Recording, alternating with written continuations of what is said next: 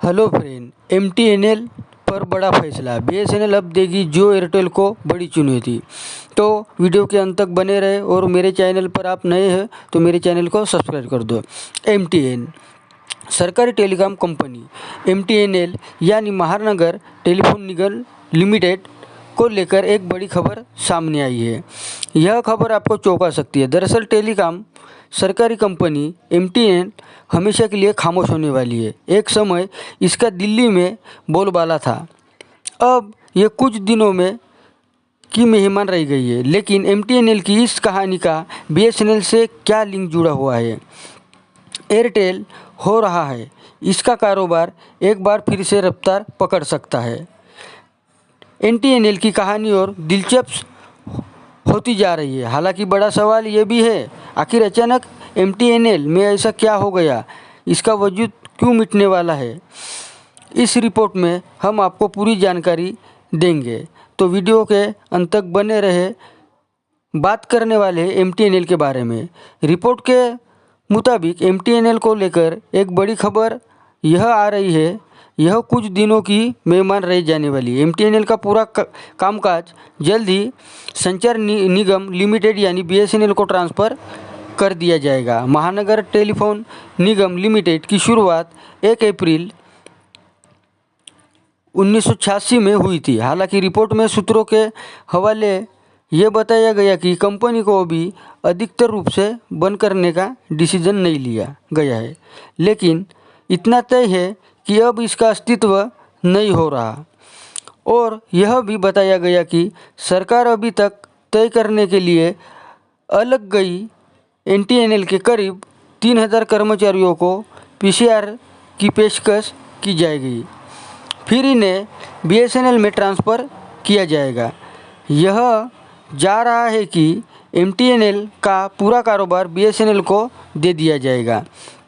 इससे बीएसएनएल दिल्ली और मुंबई जैसे बड़े बाज़ारों में अपना सर्विसेज दे पाएगी। यानी जियो को न सिर्फ टियर 2 और टियर 3 शहरों में बीएसएनएल की चुनौती मिलेगी, बल्कि इन्हें अब दिल्ली और मुंबई के बड़े बाज़ारों में भी बीएसएनएल का मुकाबला करना पड़ेगा।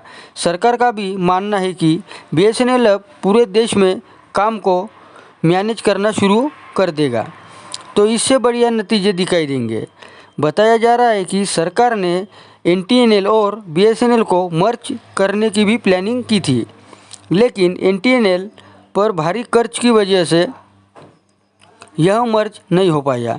एमटीएनएल दिल्ली और मुंबई में भी सर्विस दे रही है फिलहाल, और देश के भी बाकी शहरों में बीएसएनएल की सर्विस मिल रही है। लेकिन सवाल यह है कि आखिर जो ऐसी प्राइवेट टेलीकॉम कंपनियां का मुकाबला नहीं कर पा रही है, और इन दोनों सरकारी कंपनियों के पास लेटेस्ट टेक्नोलॉजी भी कम है, और यह दोनों कंपनियां हर महीने कस्टमर खो रही है।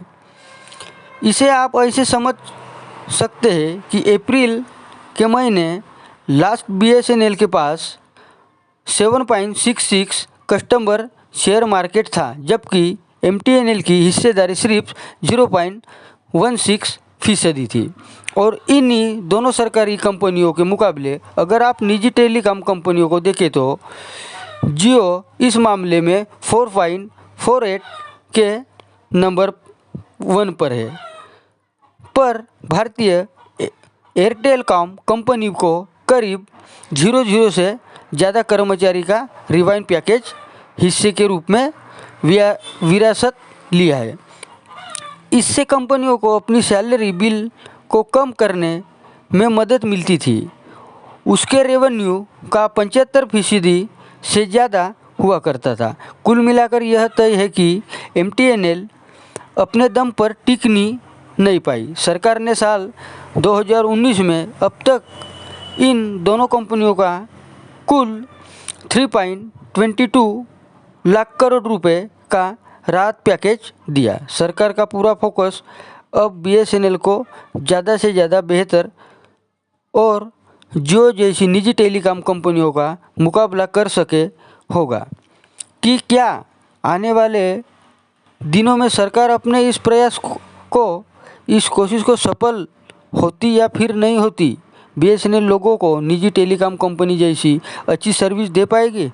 आपको ये रिपोर्ट कैसी लगी? कमेंट सेक्शन में कमेंट करके बताओ और मेरे चैनल को